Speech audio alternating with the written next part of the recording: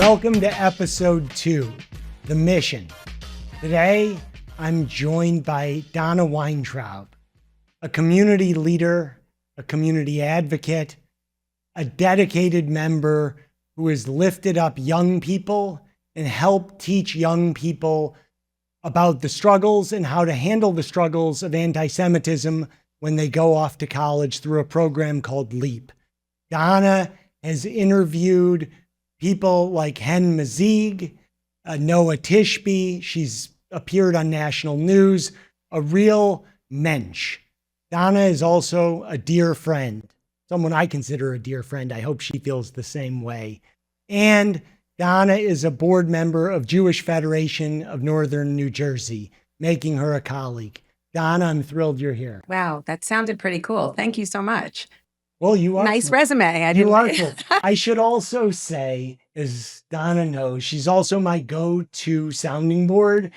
And by that, I mean, when I'm like freaking out, about to yell about something, I always call Donna, and That's then true. she calms me down. That's true, but you know, it works both ways. So you have been a sounding board for me on a bunch of things through the years. If I could think back to the first time we sat down and had lunch, I think it was lunch, maybe coffee, to talk about some of the struggles that we were having. And you've been nothing but, a source of strength for me. So thank you. What a memory. It took me like 2 seconds to figure out or remember. That was at like Patisserie Florentine? I think so. Okay, good. There's good. actually one that goes even further back, but we'll talk about that Really? offline. Yeah. Okay, that's good. Yeah. That's good. So The Mission is the name of the episode. And the mission refers to the recent mission that we took as the board of Jewish Federation of Northern New Jersey to Israel. And I thought it would make sense for you to come on and for us to dive in together. Sounds good. Into that experience. So let's start off. And you went with your husband. Yeah, so my husband Evan and I went a few days early. We actually would have liked to have stayed a little bit longer as well, but we had a wedding that we had to run back for. So we headed out to Israel, I'm going to say on Thursday. We were getting together as a group on Sunday. And we figured, nice to have a few days extra, spend time on the Tel Aviv beach, hit some of the restaurants we love. Tel Aviv's always been one of my favorite places. So you got there Friday morning. Well, let me tell you something really special. So we get on the plane, right? There's a nice amount of rain that New York City was getting. And we were a little nervous about whether or not the plane would take off. But of course, we went without a hitch. We get up above New York, and we're sort of in between two levels of clouds. And the most magnificent, electrifying rainbow comes in between the two sets of clouds. It's right outside our window. And within a few minutes, there's a second one. So I was saying that we essentially went off to Israel with a blessing of a double rainbow. That's unbelievable. It was literally unbelievable. It's giving me chills. Yeah, it pretty much framed the whole trip for us. And had you been back to Israel since October 7th? I had not. My last trip to Israel had been in 2022. In that October 7th was almost a year to the day. Yeah. I had tried to go a couple of other times through the last 2 years, but for one reason or another, the trips were my trip had to take a backseat to something else. Sure. And over the years, you've spent a good amount of time in Israel. I had 2 kids, actually 3 kids that studied abroad. So they had all done a semester in Tel Aviv University. Actually, my first trip to Israel was when I was young. I was in elementary school. I went with my family. It was the 25th anniversary of the country, a very different country back then. And I think this might have been my 12th trip. Wow. Yeah. That's incredible. So, okay. So you have, I wanted to ask that history, wanted to kind of set a baseline as to your history through an extended period of time in going to Israel. Okay, so we've got a double rain Israel, which is amazing. Amazing. And so you land in Israel. And so how did it feel when you got there, and compare it to like the last, 50 years? I'm going to say that, first of all, we are more familiar with Tel Aviv than, in past years because we'd spent some considerable time there. We'd done things from renting, from staying in a hotel to renting an Airbnb. So we've really run the gamut of how to be there. And we were fairly confident that it was going to be okay in terms of the mood, because we all know that about a week before or a week and a half before we went, the 20 living hostages that were still in Gaza had returned home. And so there was a little bit more levity, was a lightness to the feeling of the country, more so than what I think my friends had explained to me, the ones that had traveled. We literally landed in the morning. We dropped some suitcases off at the hotel and went out for the day. And amazing, you see the beaches of Tel Aviv are more alive than they've been. Really, than even the last time I can remember being there. There was Israeli dancing the morning that I saw you there. They were like 100 people Israeli dancing outside of a coffee shop. All the volleyball courts were busy. People were sunning themselves on the beach. In fact, we landed on Friday, so it was the lead up to Shabbat. We were in HaKarmel Market in the morning. It was busier than busy. It was as busy as you could ever expect it to be, difficult to walk through, everybody preparing for their weekend and for Shabbat. And by the end of the day, the Frishman Beach, which has like a bar and a cafe, they were blasting music, people were dancing.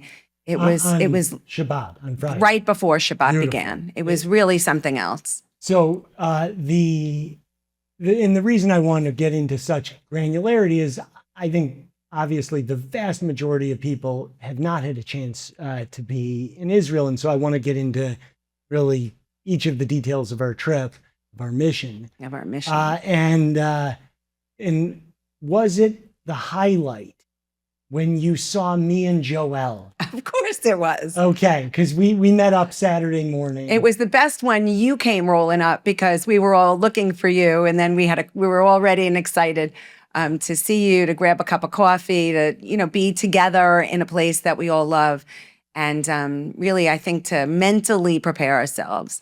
So we get together on Saturday morning, which was amazing, as you were saying. It was like the weather, it was 82 degrees probably, give or take. It was nice breeze. Sun was shining. And you could have been in Fort Lauderdale or Miami. Exactly. It felt amazing. And then, I don't know where you all went, but I went and sat on the beach and listened to music, and there were like unending people. You see a lot of French speaking around you? Or did you hear it, rather? No, well, I personally had a really interesting situation. I'm always trying to practice my Hebrew, as you know. Love it, yeah. And I ended up, you sent me, what is it called? Frishman Beach. Which is right off of Frishman Avenue, or Rehov Frishman, which is, I think, how it got its name. Yeah. Yeah, and so that's where you get your lounge chair. Correct. Right? And so there was like a grouping of people, and that's where the chair was. Well, let's give them a little background, right? Yeah. So when you go to one of these beaches in Tel Aviv, it could be La La Land, it could be Frishman Beach. There's a stack of chairs, and there are what we would consider to be like a cabana boy, a beach boy, on the beach. You give them a couple of shekels, and they set you up with a chair on the beach. But until they get there, the chairs are locked. Yeah, and unfortunately, there wasn't a key available. And so I was working on attempting my Hebrew to figure out. They said, and then we got around to it, and they said like 2 minutes. But of course, 2 minutes, who knows? Is 2 minutes really 20 minutes? But it turned out it was 2 minutes. And then I was sitting with a bunch of American kids who were on a gap year. Sweet. The point is, it seemed to be like you would not have known the difference, it seems, from 10 years ago to now. Is that fair? I would say it's fair. Here's the one difference for me. Where we were, which I think on Friday we were at an American cafe, which my kids had sent us 2 years ago. And thank goodness they were still in business, and we had gone. Almost everyone around us was speaking French. And also on the beach that afternoon, we also went to Frishman, but maybe we were sitting a little bit different from you. And the majority of the people around us were speaking French. So my husband had struck up a conversation with one or two, Madame, can I ask you, where are you from? And they were explaining to us that there's a lot of people now from Paris and the surrounding areas Jewish who are either long-term renting in Tel Aviv or have purchased homes in Tel Aviv because they are concerned that there's no future for them, in particular since October 7th. So 2 years ago, we knew there were more French, but even this woman that we were speaking to on the beach, she said it's considerably more so. So, that's a little bit of a change, but the levity on the beach and the joy for being on the beach and enjoying themselves, that's all, no different. Super interesting in that, I think from an outside perspective, you'd say, boy, Israel's surrounded by 7 groups trying to destroy it. And yet people are escaping Paris to move there. It says that's one piece, which is just hard to imagine. And the second piece is, which I don't know that we'll get into, we might have to do this another time, is that I have to ask, how concerned are you that that's a precursor to what may be coming here, America? It certainly gave us a moment to pause.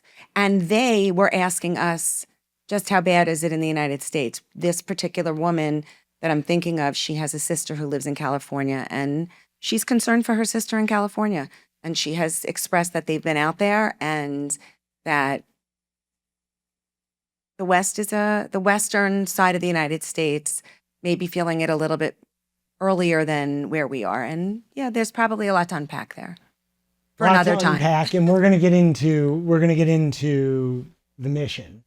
But I just want to say, why we're doing this podcast, why we started Jews for NJ, is to give voice to our entire Jewish community, to have a place where if you're Israeli, you're American, you're religious, you're unaffiliated, we can unify under one message so that we can all raise our hand and be appropriately included in the Jewish community here. And we need to be unified as one voice.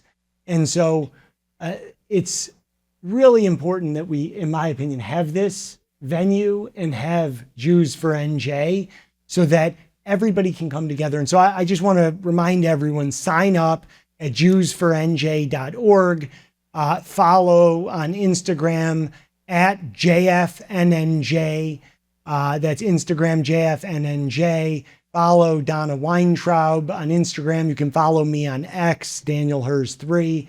But we need to be together. Well, I think that's really great that, I didn't think about that till just now. The launch of Jews for NJ and our mission trip sort of coincided at the same time, almost feels intentional, like meant to be, because a lot of the messaging that we were hearing on the mission from the Israelis was the need to being unified, the need for the diaspora Jews and the Israeli Jews to be one people, for the political divisions to not divide the community, to not divide our extended family, and that the unity is what matters most, and that really does coincide with everything that Jews for NJ is about. It, I would say, is the number one takeaway I've had since October 7th out of Israel is, before October 7th, Israelis had a view. And they were Israelis. Post October 7th, I think we heard it over and over again. The diaspora, and in particular, American Jews, are essential to the state of Israel and the unity. And it is not a coincidence. And I've talked about this before. And you bring it up, you brought it up, and I don't want to get into, well, we'll get into it, but we've all been totally dissatisfied with the messaging out of Israel, out of the Jewish community. Is it you've voiced that? I voiced it while we were on the trip, listening to a communications expert give us a debriefing. Not just a communications expert, it was the IDF communications expert giving the briefing you were sharing. We sat through a briefing. It was recognizing that I am knee deep in the weeds. I thought that maybe my viewpoint during the briefing may have been different from most of the group, but it turns out that it was not. They need to be more nuanced. We know that we've had that. When I say we know that the Zionist message and the messaging coming out of Israel is behind the eight ball, right? We're on our back feet, they're on their front, moving forward, and we are answering to accusations. And the minute you're answering an accusation, you're already behind. And I let them know how I felt. I was told that this is really a 101 and it's more for influencers. And if that is what they're moving forward with for influencers, then already we've lost the messaging, not the rest of it, but the messaging. So what I wanted to share, and I've said it before, is you were talking about meant to be. There is a coordinated effort. This is part of it. It might seem strange, but I think we need to be blunt. This podcast, this Jews for NJ, is a part of something that's building. And that thing that's building is the move from our back feet to the soles of our feet to being on the front feet. And what does that mean? It means we all have to do our part to be included in this messaging, in these discussions. And this is not disconnected from Israel. You know how small the Jewish world is. We are all connected. This effort is directly in relation to the shift in that communication that you're demanding. And I would say almost all of the Jews, whether it's Israel or Americans, want to see. This is our part to be a part of it. And mark my words, you're going to see this cascading across this country. And it may not be, and you and I've talked about this over the last year, not this podcast, but the messaging, year and a half, almost 2 years now. But we have to start, we have to move past this individual influencer podcasting, which not past it, that has to be a part, but into this coordinated effort. And the coordinated effort means pulling in each of the different groups. Well, I think it's really important that everyone, and when I say everyone, it's not just the groups, right? But every Jewish individual should be doing and speaking up. We are a very small number. We are not against, but we are up against very large numbers of either apathy or the opposing viewpoint. And that opposing viewpoint is in fact a viewpoint. It is not a fact. And social media and the younger generations are also playing a part in that. Things have become about feelings and not about facts.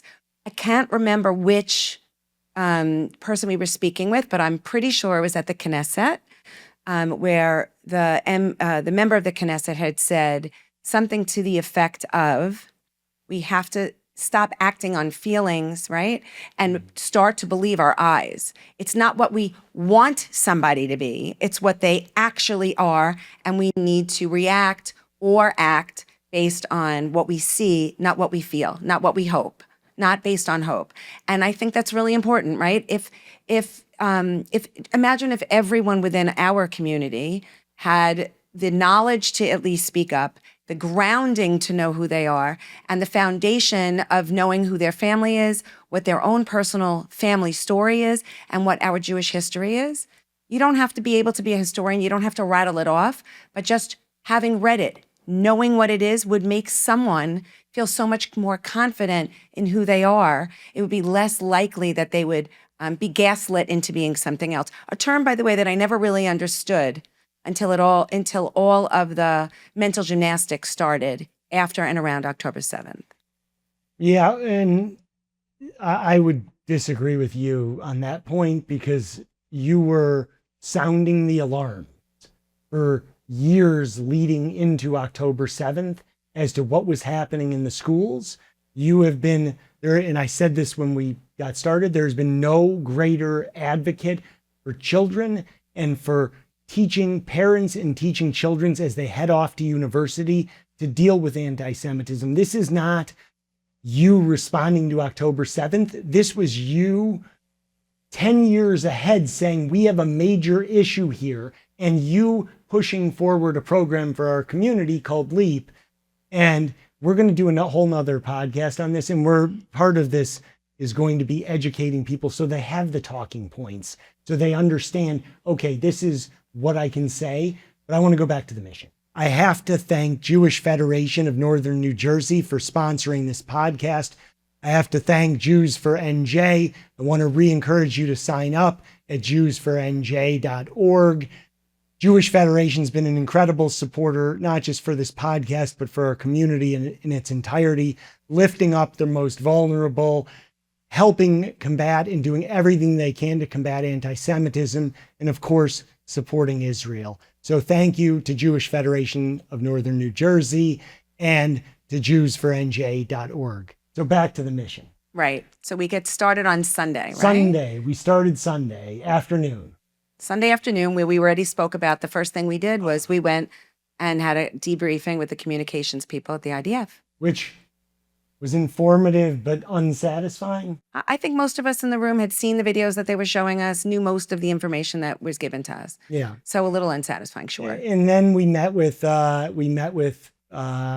former Knesset member and military pilot, and then we had a dinner. And I bring up the dinner because it's how I came up with the name for this episode, which is the mission. And I said at the dinner, which I think everyone remembers, is what is this idea of a mission? And I got it from, you keep reminding me, Modi. Yes. And it's one of the great comedic pieces, sketches, where he talks about the mission to Israel, and what is this mission? And I can't help but laugh. Yes, in the horrible days and months, years after October 7th, there were missions, and Israel's literally working to defend itself. And we, of course, were doing everything we can to come and support under missions. So the question I had for the group was, what is this mission? Individually, what is our mission here? What are we trying to do? And so I wanted us to explore it on an individual basis as we went. And I don't know if you came up with the mission for yourself. Right. It was interesting. I've been thinking it through. I was even thinking it through on the ride over to here, sitting in traffic, having a little bit of a time with myself. I think for me, the reason that it was a mission was, and it would have changed over the last 2 years, had I have gone 3 months out or had I have gone a year ago. But now I think the mission was to hold the Israelis, to let them know that we are family, we know we're family, and their grief is our grief, and their struggle is our struggle. To make sure that I was that I witnessed and was able to bring back the stories of the people that we spoke to. Each one, even if you were to have asked any of them a year ago, 6 months ago, or now, I'm sure their stories have evolved. But to understand where they are now, and also to make sure that Jewish Federation is doing what Jewish Federation intends to do, right? And to hear from them, are we being able to help them with the trauma relief? Are we giving the support that we think that we're giving, and being able to see it firsthand, and then bringing that back to the community as well? So I think my mission was, I guess, to be a key communicator for the diaspora in the Northern New Jersey and my family everywhere. I love that. And a communicator on both ends. You're communicating to Israelis that were here. We did that. I mean, we did that in spades, right? Yeah. You're talking about the Israelis here. I'm even saying communicating to the Israelis there. Yeah, no, I meant Yeah. communicating to the Israelis there, and then bringing back here what you saw and experienced. I'd add one other piece, which for me at least was the really bonding of the board and really coming together. And it was such a moving experience to all be together. But let's get into, Monday when we went south, which was it was, I think, an emotional day. I don't know if I imagine it was emotional from your perspective. You know, I'd said to my husband on October 7th or October 8th, he had actually woken me up when he got up that morning. All three of my kids studied in Israel. All three of them were there with friends of theirs from home and made great friends abroad. And all I could think of that day was that I could have gotten a phone call that it would have been, hey, Mom, you know what? Tomorrow, like I'm going down to the desert. There's going to be this great rave. I can't wait. And you know what Evan and I would have said? I can't wait to hear about it. So it felt very, almost too close to home for me that day. So Nova for me was very hard. And speaking with Mai, who was this unbelievably beautiful and very brave young woman who told us her survivor story, 6 point at least. You and I were trying to remember how many points. But for having made whatever decision it was, every one of those decisions wound up saving her life. She looks like it could have been any one of my kids' friends. And so for me, that was the hardest part of the day. Yeah, I mean, it's devastating. We go there and yeah, this young woman who could be our child, and obviously there were over 350 children, and you go there and you see the signs one after another, the most beautiful children who are there celebrating peace and life and love. And then we hear this story, which is truly the most insane thing I've ever heard in my life. And I say it because it was like it was a horror movie. And you know, when it was a horror movie. And it's truly an out of body, like one could not imagine that this level of depravity, savagery exists in this world, where they're just gunning down innocent kids who are trying to enjoy themselves. These are not soldiers. These are not anybody other than kids who are having a party. And then, you know, to your point, I mean, she escaped in a car, and then the cars, of course, all got turned around because they were just shooting everybody in the cars. Then she hid in a hole with another gentleman who was in the car, and they covered themselves. And then the terrorists pulled her and the Avi out and killed Avi right in front of her. And then we're going to take her. And she stood defiantly. She said they were looking at her to watch her fall apart. And she said, I just stood there with a blank stare and like you're not today, I think is basically what she was saying. And I think you reminded me, you know, that, and she had it with her Bible, her book of Psalms, with her the whole time, and she said, not today. And let me tell you, this was one of the strongest people that one could ever imagine, to look eye to eye, toe to toe, not just one terrorist, but surrounded by male terrorists who were absolutely inappropriate and were trying to take her back into Gaza. And the only reason... It's very kind to say inappropriate. She said, yeah, it's a nice way to say it. No, I don't want to be nice. You say... No, I'm not... But she did say that she was in... Anyway, it's a nice way to say it. We shouldn't be nice about it. The reality is she was going to be sexually assaulted. There's nothing, you know, freedom fighting, liberating about it. There's nothing pretty about it. There's anything about it but pure savagery, evil, one by one, person to person. And this is a young woman who stood toe to toe against evil, having watched the person she was just with had basically his head chopped off, watching her friends being shot up one after another. And the only reason she wasn't taken into Gaza is when she got in the car didn't start. And then they brought her back. And by the grace of God, truly, she was able to escape again. Exactly. Yeah. Exactly. So we had Nova, which I mean, everybody at some point in their life needs to see for themselves, to experience the nightmare and what evil looks like. You think about Well, I'm thinking about all of the people that we spoke to that day, whether they were from Kfar Aza or Nativ HaAsara, or the people that we spoke to in Sderot. Um, and I think about that little girl, Romy, who had the wherewithal to ask the people that were coming to save her, "Are you with Israel?" 6 years old. When your kids were 6 years old, they wouldn't know from a foreign invader. If anything, there was a car accident, your kids might have known from a police officer, but they wouldn't have said, "Are you New Jersey? Yeah. Are you American?" This was after. And this is a 6-year-old who was with her 3-year-old sister after they witnessed their parents being murdered in front of them. And then someone else came to save them. And I think that person was killed. And here we are now. She had the wherewithal to ask in Hebrew, are you with Israel? 6. That's another one that resonates with me. Oh, yeah.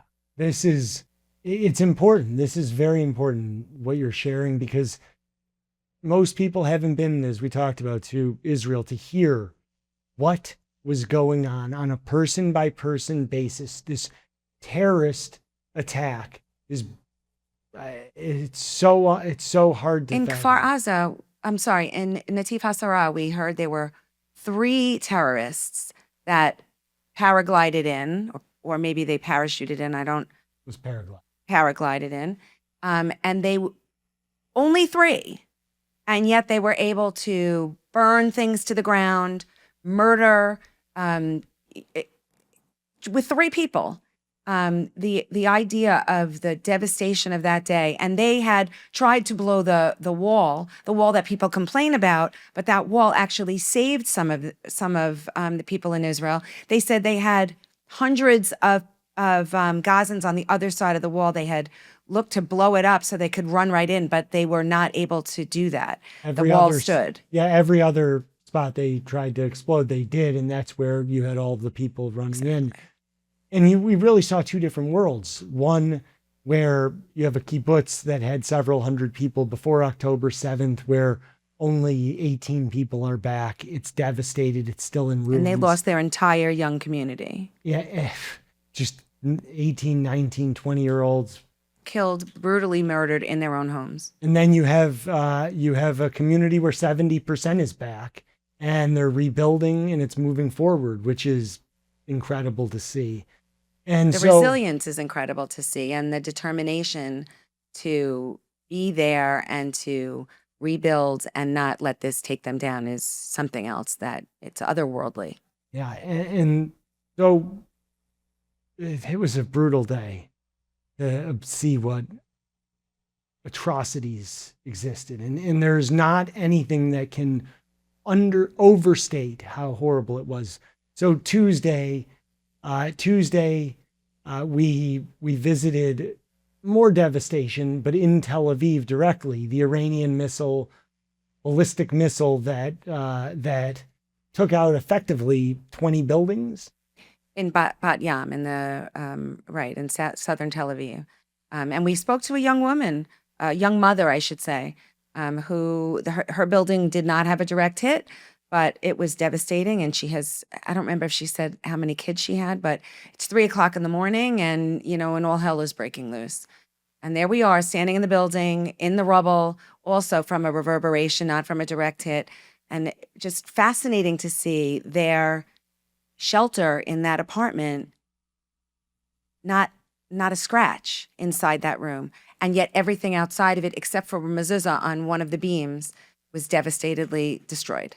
Yeah, and interestingly, remember, June is only 4 months ago. The 12-day war, true. 4 months ago. And I mean, what I heard from the Israelis that I spoke to, including the cab driver when I came from the airport, is that was the most terrifying experience, the 12 days of barrages by these ballistic missiles where they just wipe out incredible amounts. And while Israel was able to rebuff the vast majority, those that got through, it's catastrophic in kills. I think 9 people were killed at the site that we saw, and that was one missile. Right. Just one got through.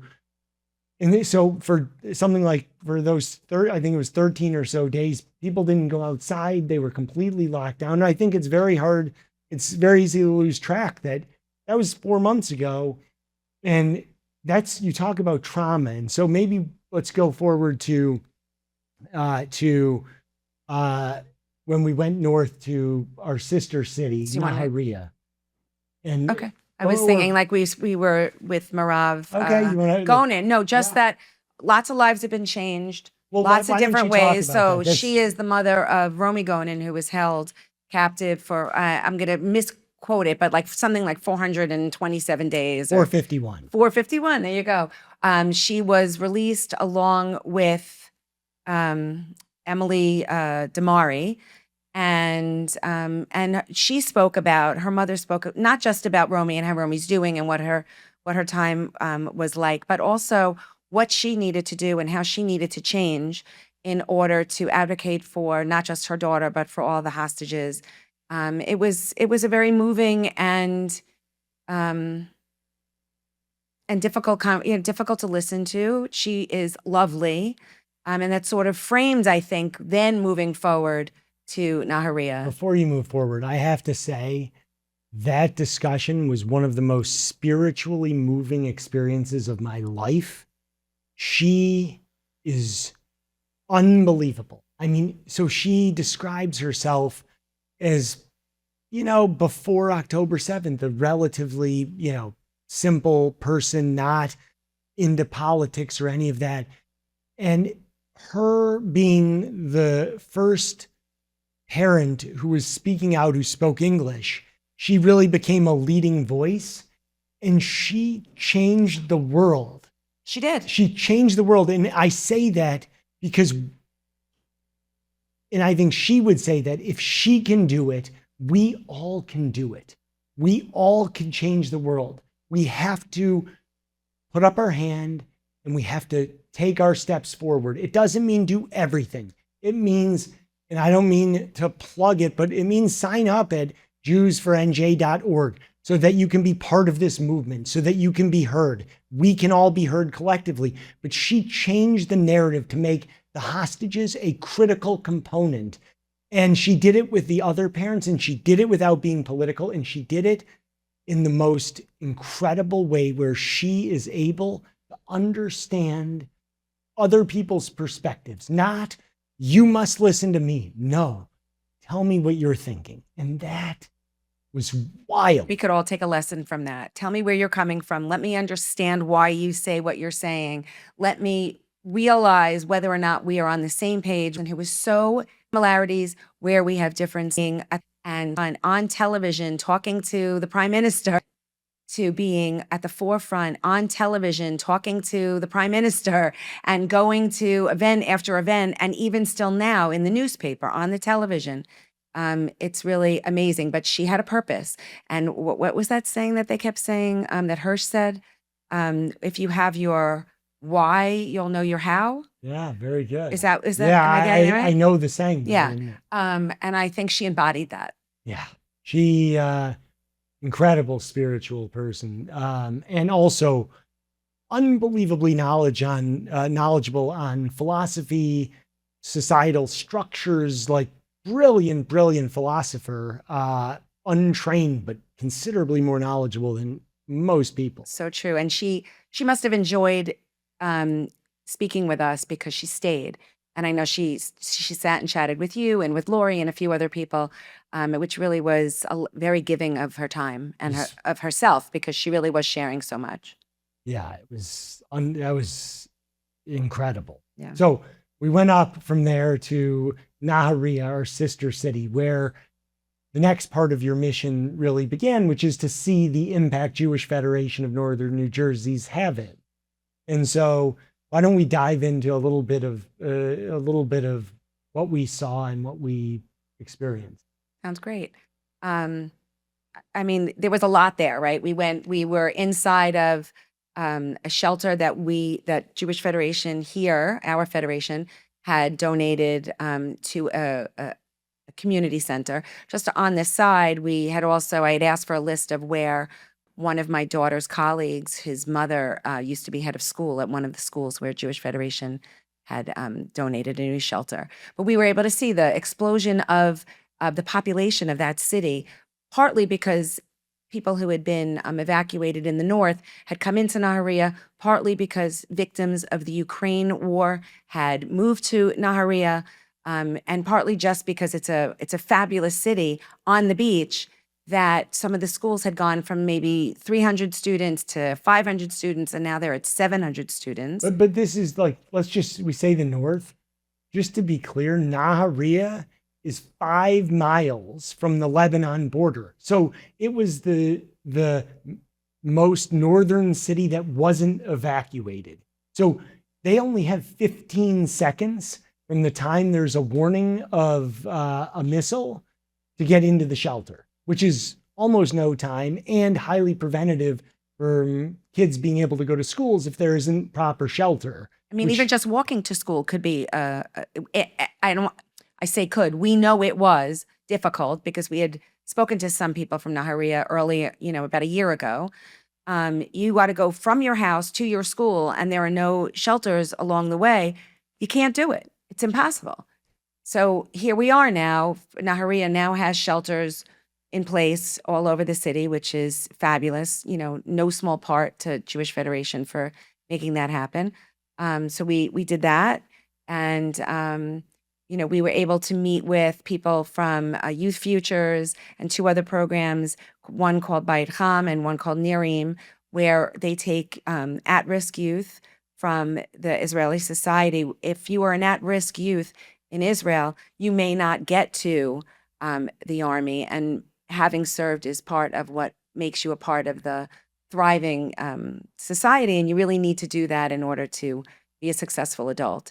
And so they work with students and families to make sure that their kids have a fighting chance, in a sense, of being able to be a thriving and good, a good person in society and get to the army. Well, and as we heard, and as we can imagine, it's hard when you're at risk in a normal environment, right? In an environment where schools are closed, and thankfully we've helped them reopen with the shelters, but where you have massive, you're constantly in fear because you're under attack daily, sometimes hourly. People are use drugs, alcohol, whatever else to try to cope with it. It becomes this really, exacerbated problem. And at risk doesn't always mean using a substance. Sometimes at risk just means you don't know how to deal with your anger. You don't know how to communicate well. And now that stress level is that much more elevated. And under the best of circumstances, who wants to hear sirens all night long? And, am I safe? Am I secure? So they were thrilled we were there to hear their stories and to learn about the programs. And we were thrilled to be there to hear how them, just how they do it and how successful they are. So there was that piece. And one of the mentors, very young woman who was explaining what it's like for her working with the kids in the Youth Futures program. Well, I was going to go there because you have the mental health challenge of the children, and by children, anyone under 18. But then you have the people who are working, who are dealing with massive challenges themselves from having their kids out of school, from their own personal struggles, their family struggles. They have family and friends who are in and out of their reserve duty. So they have their own mental challenges where they haven't been able to take a second for themselves. So we're now getting into the trauma layer of Israel, and they don't call it post-traumatic because there's no post yet. It's not over. So we have this trauma element that they're dealing with, where it seemed to me where you don't even have to scratch beneath the surface, but you start having an individual conversation, and you start to hear, holy cow, seemingly everybody is struggling because they've been under attack for 2 years from all these different enemies, and having themselves fighting, their friends fighting, losing, having funerals. They're all touched by this in one way or another, and you don't have to dig You don't have to dig far. Whether you are injured or you're dealing with a family member, just like everything you just said, it's overwhelming. It's overwhelming. And I want to then take it down because I take it down to, as we circled down south to finish the trip in Jerusalem, you mentioned we visited the Knesset, but I really want to just kind of talk about where we really were finishing at the Lone Soldier program that Jewish Federation helps fund. And so for those who don't know, half are actually from Israel, half are from outside of Israel. And so those lone soldiers need or are provided support like a family. So when they're on time off, they come and they can live in this residence where they have Shabbat meals, and when they have celebration events, the group comes and helps celebrate them, and it gives them a family when they're away from home, when they don't have it. And so I was speaking to the RA who spoke to us after he spoke, and this RA, just to set the scene, he had earlier in the day, 4 a.m, had gotten up, had driven down to Gaza because one of the lone soldiers was graduating and receiving their sachet, or what sash. I'm not sure what it was, but it was his ceremony for. And so he really didn't even know the person, but he wanted to go to provide balloons and cake. So he went down, and that was incredibly meaningful for that. And he told me after, like, it was just so incredible that the 5 minutes I was questioning myself on the way down, why am I doing this? But the whole way back, I'm like, what a gift to be able to have been there. Beautiful. But then within 2 minutes of actually talking, he was in tears because his friends are in crisis. His friends who are serving, he's on reservist duty almost every other week. There's the suicide rate is exploding. They said it's an epidemic. It's an epidemic. We have a major issue here. And so the mental health work is essential, because if you go into you can go into the government medical program, and it can take months to be appropriately addressed, or there's other organizations that are able to, and I know Jewish Federation, I'm not trying to plug Jewish Federation, but no, you can, but no, it helps make sure that there is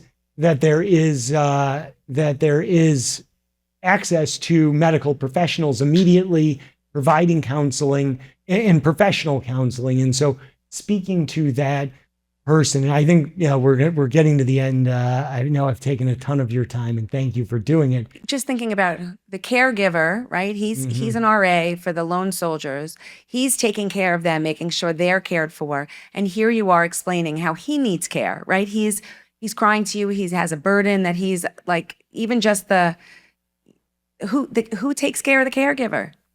Yeah.